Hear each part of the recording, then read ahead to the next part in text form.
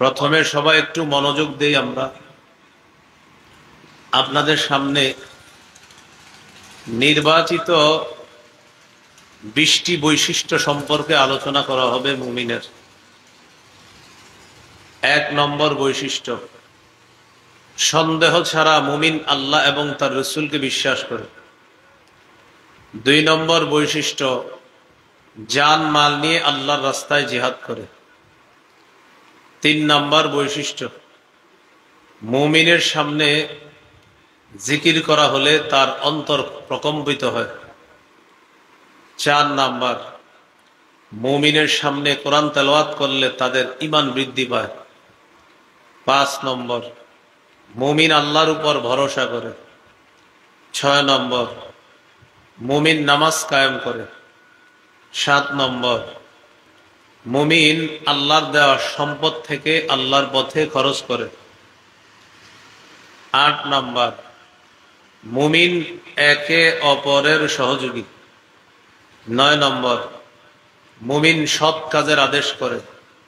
10 নম্বর, মুমিন অসৎ কাজ থেকে নিষেধ করে।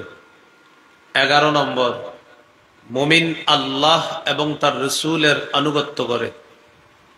রসুলের আনুগত্য দ্বারা এই যুগে উদ্দেশ্য হবে রসুল সাল্লাল্লাহু আলাইহি সাল্লামের আদর্শ অনুসরণ করে, সুন্নাহ অনুসরণ করে। 12 নম্বর, মুমিন একাগ্র চিত্তে নামাজ আদায় করে। 13 নম্বর, মুমিন অনর্থক কথাবার্তা কাজকর্ম এড়িয়ে চলে। 14 নম্বর, মুমিন যাকাত আদায় করে। 15 নম্বর, মুমিন লজ্জাস্থান হেফাজত করে। 16 নম্বর, মুমিন আমানত রক্ষা করে। 17 নম্বর, মুমিন ওয়াদা পুরা করে। 18 নম্বর, মুমিন নামাজের প্রতি যত্নবান, যত্ন সহকারে নামাজ আদায় করে। 19 নম্বর, মুমিন আল্লাহ এবং তার রসুলের কোনো কথা শুনলে বলে শুনলাম, মেনে নিলাম। 20 নম্বর, মুমিন আল্লাহ এবং তার রসুলের প্রতি বিশ্বাস রাখে, পাশাপাশি সমষ্টিগত কোনো কাজে যখন মুমিন নবীর সাথে থাকে, নবীর অনুমতি ছাড়া কোথাও যায় না। এই যুগে উদ্দেশ্য হবে মুমিন যখন কোনো আমিরের আনুগত্যে কোনো দলের সাথে থাকে, আমিরের অনুমতি ছাড়া দল ত্যাগ করে কোথাও যায় না। এই 20টি নির্বাচিত বৈশিষ্ট্য আলোচনা করা হবে। আল্লাহ আমাদেরকে মন দিয়ে কথাগুলা শোনার তৌফিক দান করেন। 1 নম্বর, 2 নম্বর বৈশিষ্ট্য। 1 নম্বর বৈশিষ্ট্য হলো সন্দেহ ছাড়া আল্লাহ এবং তার রসুলকে বিশ্বাস করে। 2 নম্বর বৈশিষ্ট্য, জান মাল নিয়ে আল্লাহর রাস্তায় লড়াই করে। এই কথাটি আছে 26 পারা 16 নম্বর পৃষ্ঠা সূরা হুজুরাতের 15 নম্বর আয়াতে আছে। আল্লাহ তাআলা বলেন, ইন্নামাল মুমিনুনা আল্লাযীনা আমানু বিল্লাহি ওয়া রাসূলিহি ثم لم يرتابوا وجاهدوا بأموالهم وأنفسهم في سبيل الله। প্রকৃত ঈমানদার তারা যারা আল্লাহ এবং তার রাসূলকে বিশ্বাস করে, কোনো প্রকার সন্দেহ করে না। وجاهدوا بأموالهم وأنفسهم في سبيل الله, যারা নিজেদের জানমাল নিয়ে আল্লাহর রাস্তায় লড়াই করে। এই আয়াতে 2টি বৈশিষ্ট্য পেয়ে গেলাম। সন্দেহ ছাড়া আল্লাহকেও বিশ্বাস করে, রসুলকে বিশ্বাস করে, আল্লাহর রাস্তায় জানমাল নিয়ে লড়াই করে। আল্লাহ আমাদেরকে এমন খাঁটি মুমিন হওয়ার তৌফিক দান করেন। এবার আমরা সূরা আনফালের 2-3 নম্বর আয়াত থেকে আরো 5টি বৈশিষ্ট্য জানব। আগের 2টি আর 5টি, মোট হলো 7টি। আল্লাহ তাআলা বলেন, ইকু দিয়েন না, মাইকম্যান ভাই কোথায়, ইকু দিয়েন না। ইন্নামাল মুমিনুনা আল্লাযীনা ইযা যুকিরাল্লাহ, মুমিন তারা যাদের সামনে যখন আল্লাহর জিকির করা হয়, ওয়াজিলাত কুলুবুহুম, তখন তাদের অন্তর প্রকম্পিত হয়। আল্লাহর জিকির করা হলে তাদের অন্তরসমূহ প্রকম্পিত হয়। এই জন্য এখান থেকে বুঝলাম জিকির করা এটা দৈনন্দিন অভ্যাসে পরিণত করা। অন্যরা জিকির করলে শুনতে হবে, নিজেও জিকির করতে হবে। সূরা আহজাবের মধ্যে আল্লাহ বলেন, ইয়া আইয়ুহাল্লাযীনা আমানু যকুরুল্লাহা যিকরান কাসীরা, হে ঈমানদারগণ তোমরা বেশি বেশি আল্লাহর জিকির করো। রাসূলুল্লাহ সাল্লাল্লাহু আলাইহি ওয়াসাল্লাম বলেন, আহাব্বুল কালামি ইলাল্লাহি আরবা, আল্লাহর কাছে সর্বাধিক পছন্দনীয় বাক্য হলো চারটি। পড়ি সবাই, সুবহানাল্লাহ, আলহামদুলিল্লাহ, লা ইলাহা ইল্লাল্লাহ,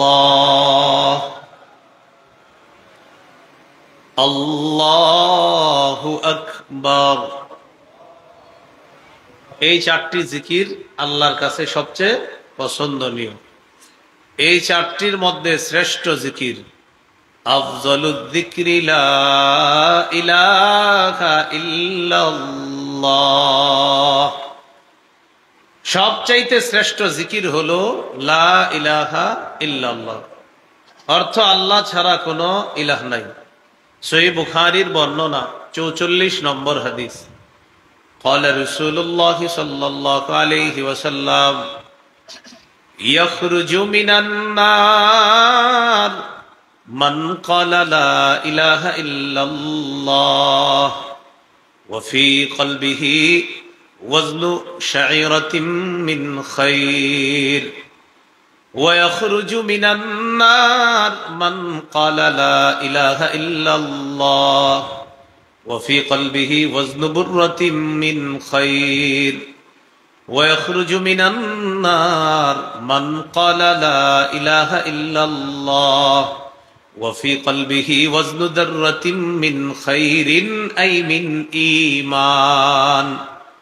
রাসূলুল্লাহ সাল্লাল্লাহু আলাইহি ওয়াসাল্লাম বলেন, কারো অন্তরের মধ্যে যদি গম পরিমাণ, কারো অন্তরের মধ্যে যদি জব পরিমাণ, কারো অন্তরের মধ্যে যদি সরিষার দানা পরিমাণ ঈমান থাকে, অনু পরিমাণ ঈমান থাকে, আর যদি খাঁটি ঈমান হয়, এই খাঁটি ঈমানের সাথে কোনো মুমিনের যদি মৃত্যু হয়, বিভিন্ন অপরাধের কারণে মুমিন যদি জাহান্নামে থাকতেও হয়, আল্লাহ নবী বলেন খাঁটি বিশুদ্ধ সামান্য ঈমানের কারণে একদিন এই ব্যক্তি জাহান্নাম থেকে বের হয়ে আল্লাহর জান্নাতের মেহমান হয়ে যাবে। সামান্য খাঁটি ঈমান, লা ইলাহা ইল্লাল্লাহ। তাহলে চারটা জিকির বেশি পছন্দনীয় আল্লাহর কাছে। এই চারটার মধ্যে শ্রেষ্ঠ জিকির লা ইলাহা ইল্লাল্লাহ, সবচেয়ে ফজিলতপূর্ণ জিকির।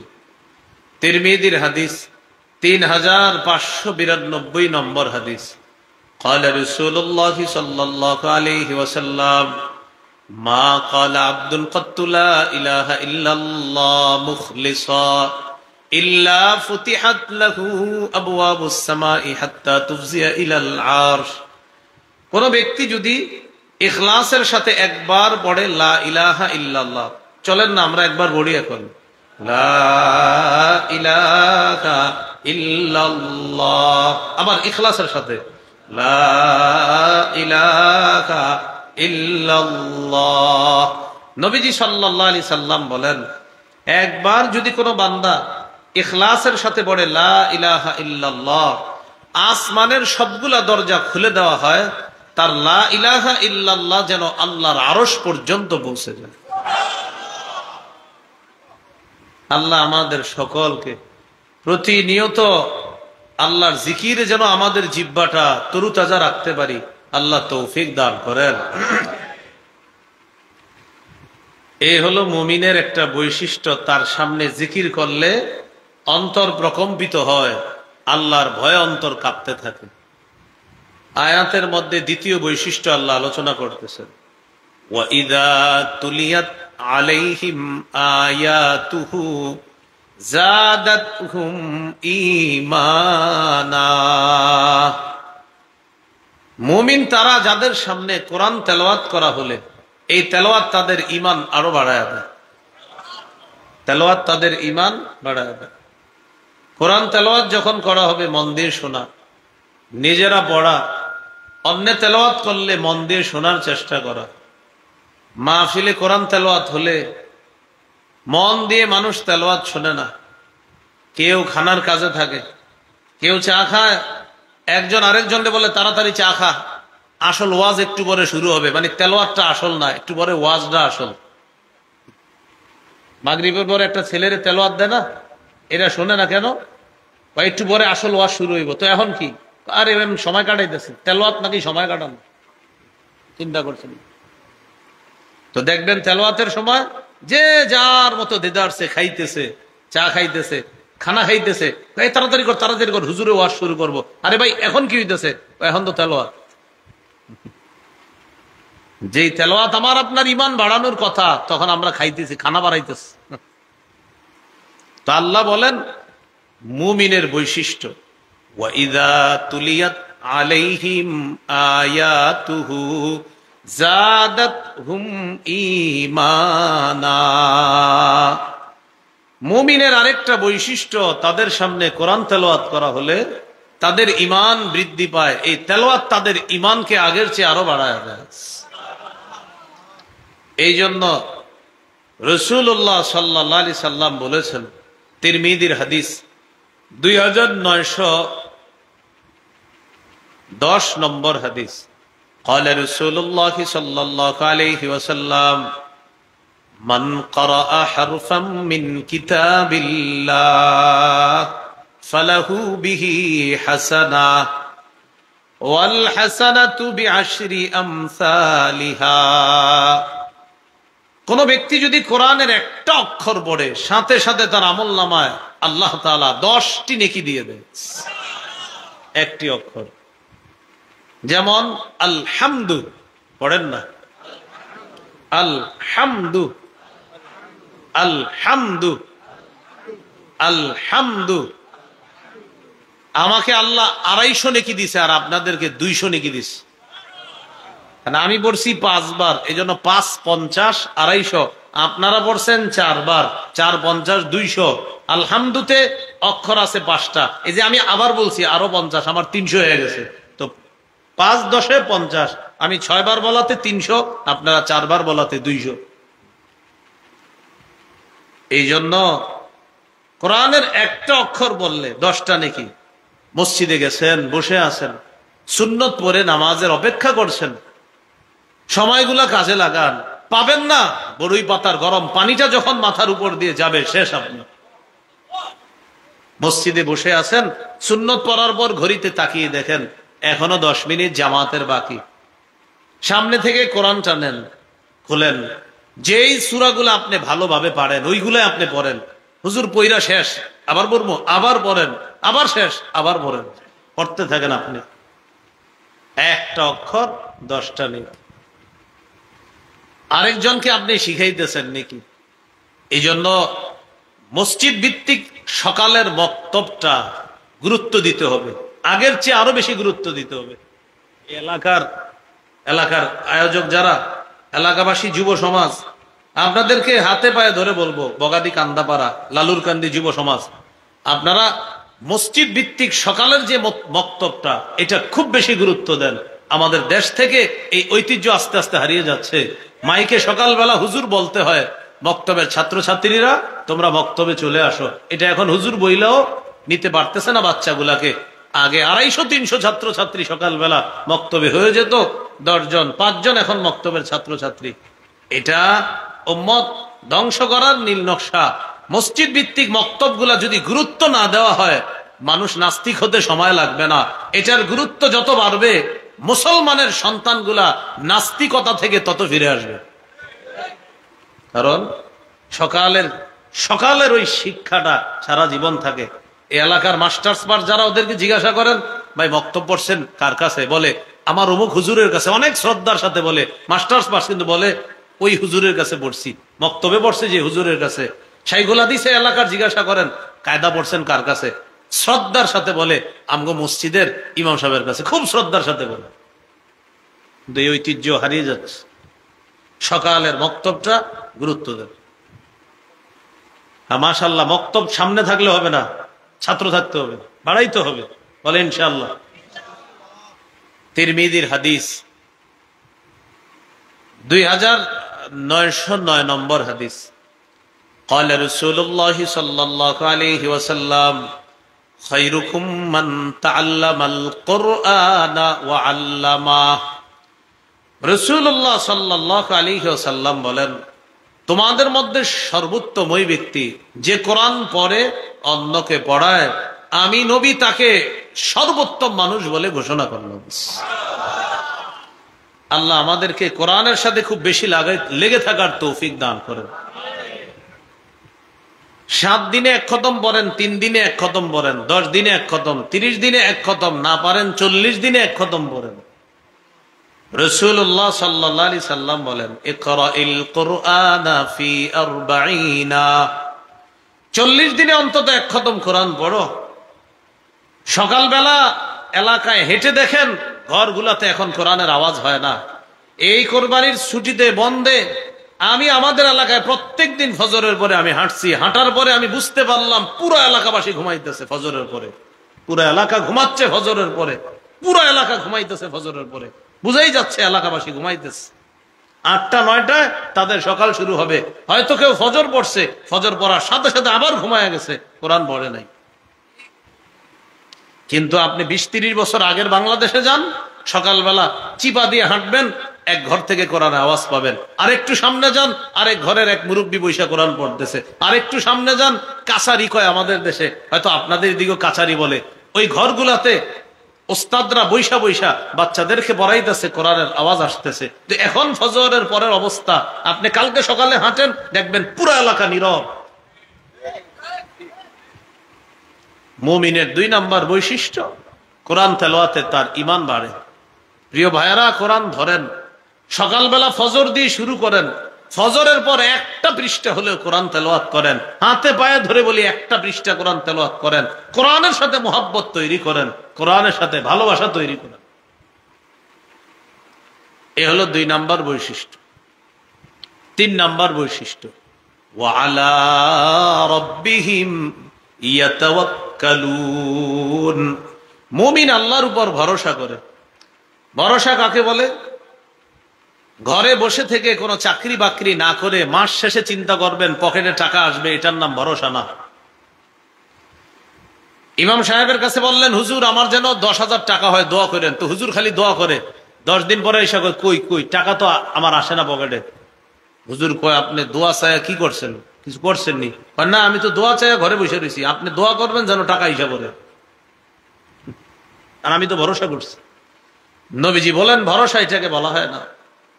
ওটের ঘোড়ার গলা থেকে তুমি রশি খুলে দিলা, গরুর গলা থেকে, ছাগলের গলা থেকে রশি খুলে দিয়া তুমি বললা আল্লাহ ভরসা, আমার গরু হারাবে না, আমার ঘোড়া হারাবে না, আমার ওট হারাবে না। নবী বলেন, এটার নাম ভরসা না। ওট বাঁধতে হবে, ঘোড়া বাঁধতে হবে, গরু বাঁধতে হবে, ছাগল বাঁধতে হবে। গরুর ঘরে গরুকে রাইখা, গরু ঘরের দরজাটা আল্লাহর নাম নিয়ে বন্ধ করে সর্বাধিক যত প্রস্তুতি আছে, এই সর্বোচ্চ প্রস্তুতি গ্রহণ করার পর আপনি সেফটি নিরাপত্তা দেওয়ার পর এবার বলবেন আল্লাহ ভরসা, ইনশাল্লাহ কিচ্ছু হবে না। নবীজি বলেন, এটাকে তাওয়াক্কুল বলে, এটাকে ভরসা বলে। তুমি 100-100 চেষ্টা করবা, এরপর বলবা ইনশাল্লাহ আল্লাহ ভরসা, কিচ্ছু হবে না, আল্লাহ তোমাকে সাহায্য করবে। আমরা কি করি? চাকরি না করে বলতেছি কই টাকা তো আসে না। কাজ করতে হবে, আল্লাহ সেখানে বরকত দান করে। নবীজি তাওয়াক্কুল শিখাইয়া দিস সাহাবীকে, যে না, বাঁধতে হবে। তুমি তোমার পশুটা বেঁধে এরপর এটাকে সর্বাধিক সর্বোচ্চ গুরুত্ব সহকারে যত্ন নেওয়ার পর বলবা আল্লাহ ভরসা, ইনশাল্লাহ আমার পশুর কিচ্ছু হবে না, তখন আল্লাহ তোমাকে সাহায্য করবে। এটার নাম তাওয়াক্কুল, এটার নাম ভরসা। তাহলে 3টা হলো, জিকির, তেলাওয়াত, তাওয়াক্কুল। জিকির, তেলাওয়াত, তাওয়াক্কুল। এরপরে 4 নাম্বার বৈশিষ্ট্য বলতেছে আয়াত, আল্লাযীনা ইউকিমুনাস সালাতা, যারা নামাজ কায়েম করে, নামাজ প্রতিষ্ঠিত করে। নামাজ কায়েম করা কি জিনিস? নিজে নামাজ পড়া, পরিবারের সদস্যদেরকে নামাজের কথা বলা, এই এলাকার প্রত্যেকটা মুসলমান যেন নামাজি হয়ে যায়, এই চিন্তা করা, এই ফিকির করা, তাদেরকে নামাজি বানানোর চেষ্টা করা, এর মানে নামাজ কায়েম করা। আপনি একা একা নামাজ পড়লেন, ইমাম সাহেব বলল আপনার বিবি এশার নামাজ পড়ছে, কার বললেন না? না আর বললেন না মানে আপনি তাকে এশার কথা বলতে হবে তো। দাদা মসজিদে আসছে, আসসালামু আলাইকুম, আপনার নাতিরি দেখি না, আর বললেন না, শেষ হয়ে গেছে, ওই তাল গাছের নিচে বৈশা খেলতেছে। না না দাদা, আপনি ডেলি বলতে হবে, চলো নামাজে চলো, এটার নাম নামাজ কায়েম। একা একা নামাজ পড়লেন, এটা আপনি নামাজ পড়লেন, আদায় করলেন, কায়েম করলেন না। একা নামাজ পড়লেন, আদায় করলেন, কায়েম কি? আপনিও পড়লেন, পরিবারের সদস্যদেরকে পড়ার প্রতি উৎসাহিত করলেন। এলাকার যে যুবকগুলা, বাচ্চা ছেলেগুলা রাস্তায় হেঁটে হেঁটে নষ্ট হয়ে যাচ্ছে, ওদেরকেও ধরে ধরে নামাজি বানানোর চেষ্টা করতেছেন, এটার নাম নামাজ কায়েম করা, নামাজ প্রতিষ্ঠিত করা। তো 4 নাম্বার বৈশিষ্ট্য এখানে, আল্লাযীনা ইউকিমুনাস সালাহ। আল্লাহ তাআলা এই জন্য বলেছেন, ওয়া'মুর আহলাকা বিস-সালাহ ওয়াসতাবির আলাইহা। নবী, আপনি আপনার পরিবারকে নামাজের হুকুম করেন, নামাজের আদেশ করেন। তাহলে প্রিয় ভাইয়েরা কি শিখলাম? ফজরের সময় নিজে উঠতে হবে, পরিবারকে ডাকতে হবে, মেয়ে ছেলেকে বলতে হবে, কোথায় ওঠো তোমরা, নামাজ পড়ো, চলো নামাজে। মেয়েকে বলতে হবে নামাজ পড়ো, ছেলেকে বলতে হবে নামাজ পড়ো। আসার সময় আশেপাশের ভাইগুলা যারা আছে, আব্দুর রহমান ভাই আছেন ঘরে, আরে চলেন, আর কত ঘুমাবেন, চলেন ফজর পড়ে আসি। এইভাবে আপনি সকলকে নামাজি বানানোর চেষ্টা করা, এটা মুমিনের বৈশিষ্ট্য, নামাজ কায়েম করা। আল্লাহ তো বলতে পারতেন নামাজ আদায় করা, এটা না বলে বলছে নামাজ কায়েম করা। মুমিনের এখানে 4 নাম্বার বৈশিষ্ট্য, ওয়ামিম্মা রাযাকনাহুম ইউনফিকুন। আমার দেয়া রিজিক থেকে তারা আমার পথে খরচ করে, সঠিক জায়গায় তারা দান সদকা করে। এটা হলো এই আয়াতের 5 নাম্বার মুমিনের বৈশিষ্ট্য। তাহলে সূরা হুজুরাতের 15 নাম্বার আয়াতে জানলাম 2টা, সন্দেহ ছাড়া আল্লাহ আর তার রাসূলকে বিশ্বাস করে, জানমাল দিয়ে আল্লাহ রাস্তায় লড়াই করে, হলো 2টা। আর সূরা আনফালের 2-3 নম্বর আয়াতে জানলাম 5টা। তাহলে আগের 2টা আর এই 5টা, কয়টা হলো? 7টা। এবার সূরা তাওবায় চলে যাই, 71 নম্বর আয়াত। সূরা তাওবার 71 নম্বর আয়াত থেকে আমরা, আয়াতে আছে 6টা কথা, বাকি আমরা নিব 4টা, কারণ এই 6টার মধ্যে 2টা আগে চলে আসছে। 2টা ওই সূরা আনফালে একটা আসছে, আর সূরা মুমিনুনে আরেকটা আসবে। এই জন্য এই 2টা আমরা এখান থেকে নিব না, আমরা নিব 4টা 6টা থেকে। আল্লাহ তাআলা বলেন, ওয়াল মুমিনুনা ওয়াল মুমিনাতু বা'দুহুম আউলিয়াউ বা'দ। আল্লাহ বলেন মুমিন নারী পুরুষ একে অপরের সহযোগী। এটা হলো একটা বৈশিষ্ট্য। ইয়ামুরুনা বিল মা'রুফ, তারা সৎ কাজের আদেশ করে। ওয়ায়ানহাউনা আনিল মুনকার, তারা অসৎ কাজ থেকে নিষেধ করে। ওয়ায়ুকিমুনাস সালাহ, তারা নামাজ কায়েম করে। নামাজ কায়েম আগে গেছে না? হ্যাঁ, নামাজ কায়েম তো আগে গেছে। ওয়ায়ুতুনাজ যাকাত, তারা যাকাত আদায় করে। যাকাত আদায়ের ব্যাপারটা আমরা সূরা মুমিনুন থেকে জানবো। এরপরে আল্লাহ বলেন, ওয়ায়ুতিউনাল্লাহা ওয়া রাসূলাহ, যারা আল্লাহ এবং তার রাসূলের আনুগত্য করে। এই আয়াতে 4টা দেখেন, মুমিন একে অপরের সহযোগী। ইয়ামুরুনা বিল মা'রুফ, মুমিন সৎ কাজের আদেশ করে। ওয়ায়ানহাউনা আনিল মুনকার, মুমিন অসৎ কাজ থেকে নিষেধ করবে। আর একটা নিলাম এই আয়াত থেকে, ওয়ায়ুতিউনাল্লাহা ওয়া রাসূলা, মুমিন তার চলার পথে আল্লাহ এবং তার রাসূলের আনুগত্য করে। আগের 7টা, আর সূরা তাওবার 71 নম্বর আয়াতের 4টা, 7 আর 4 কত হলো? 11টা। এই 11টা বৈশিষ্ট্য মুমিনের। এবার আমরা চলে যাব সূরা মুমিনুন। সূরা মুমিনুনের 1 থেকে 9 নম্বর আয়াত থেকে নিব আমরা এই 9টা আয়াত থেকে আরো 7টা নিব বৈশিষ্ট্য। তাহলে আগের 11 আর 7 কত হয়? 18টা। মন দিয়ে শুনেন, সূরা মুমিনুনের 7টা মন দিয়ে শুনেন। আল্লাহ তাআলা বলেন, قد أفلح المؤمنون الذين هم في صلاتهم خاشعون মুমিনগণ সফল কারা আল্লাযীনা হুম ফি সালাতিহিম খাশিউন যারা তাদের নামাজে বিনয়ী একাগ্রতার সাথে নামাজ পড়ে যারা আগে কিন্তু নামাজ কায়েম গেছে আর এটা হলো বিনয়ের সাথে নামাজ পড়ে বিপরীত দিকে অলসতার সাথে নামাজ পড়ে না অলসভাবে যারা নামাজ পড়ে তাদের জন্য আল্লাহ ধ্বংস বলেছে এই সূরা আপনারা সবাই পারেন সূরা মাউন 4-5 নম্বর আয়াতে আল্লাহ বলেন ফাওয়াইলুল লিল মুসাল্লিন আল্লাযীনা হুম আন সালাতিহিম সাহুন আল্লাযীনা হুম ইরাউনা ওয়া ইয়ামনাউনাল মাউন ধ্বংস ওই সমস্ত মুসল্লিদের জন্য যারা তাদের নামাজের ব্যাপারে উদাসীন অলসতা করে নামাজের ক্ষেত্রে উদাসীন অলসতা করা নামাজে মুনাফিকের আলামত বলেন কার আলামত সবাই বলেন মুনাফিক মুনাফিকদের কাছে দুইটা নামাজ সবচেয়ে ভারী বলেন তো মুনাফিকের কাছে কয় নামাজ সবচেয়ে ভারী বলেন ফজর নামাজ এশার নামাজ এবার আমি বলবো আপনারা জবাব দিবেন বলেন তো মুনাফিকের কাছে কয়টা নামাজ ভারী 1 2 আচ্ছা একটু চিন্তা করে দেখেন তো আসলে তার মানে আছে এরকম রোগী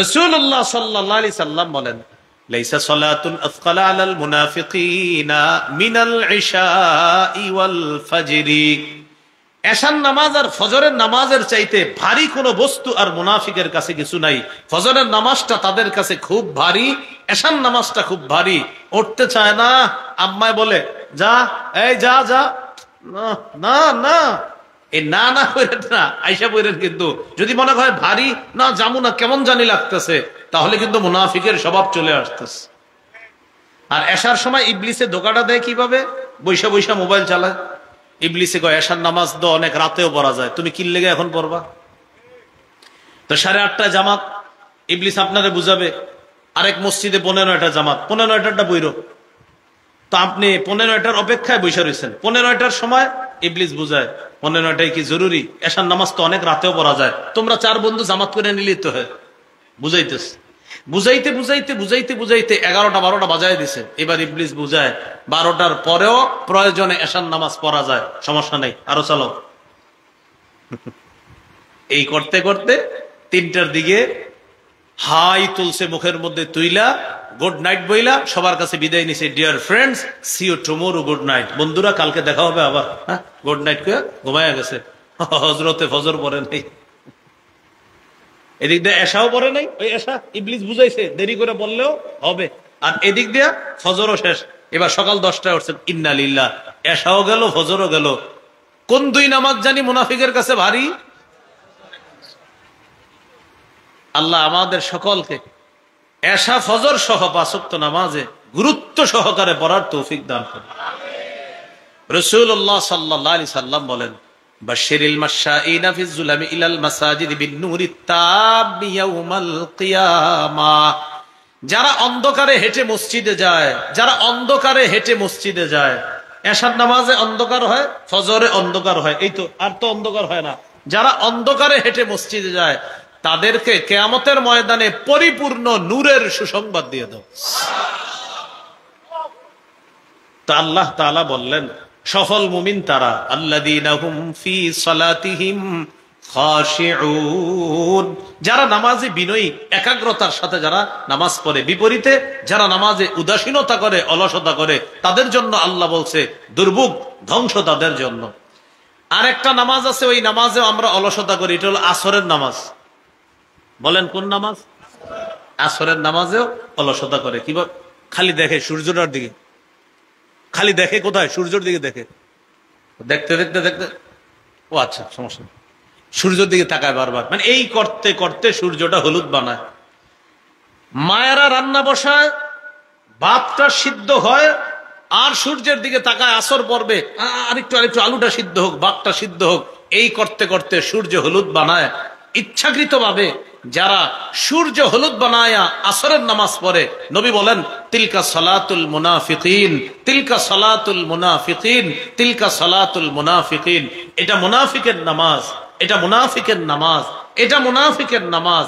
যারা ইচ্ছাকৃত ভাবে ইচ্ছা করে সূর্যটা হলুদ বানায়া আসর পরে, নবী বলে নাই পরে না, বলছে পরে, এটারেও নবী বলছে এটা মুনাফিকের নামাজ। আর না বললে কি অবস্থা হবে? মানে পড়ছে তারপরে বলছে মুনাফিকের নামাজ, না বললে ওর তো হালাতই খারাপ। নবীজি বলেন সূর্যটা হলুদ বানায়া না করা আর বা 4টা ঠোকর মারছে, নবীজি বলেন এটা মুনাফিকের নামাজ। প্রিয় মুসলমান ভাইয়েরা, আসরের সময় ভুলটা হয় কিনা? হয়ে যায়। কেউ বাজারে যায়, কেউ মাঠে খেলতে যায়, বাস অলসতা করতে করতে, বাজার করতে করতে, ইন্নালিল্লাহ, সূর্য যদি ডুবে যাইতেছে, আচ্ছা যাই যাই যাই, কেন আপনি আগে কোথায় ছিলেন?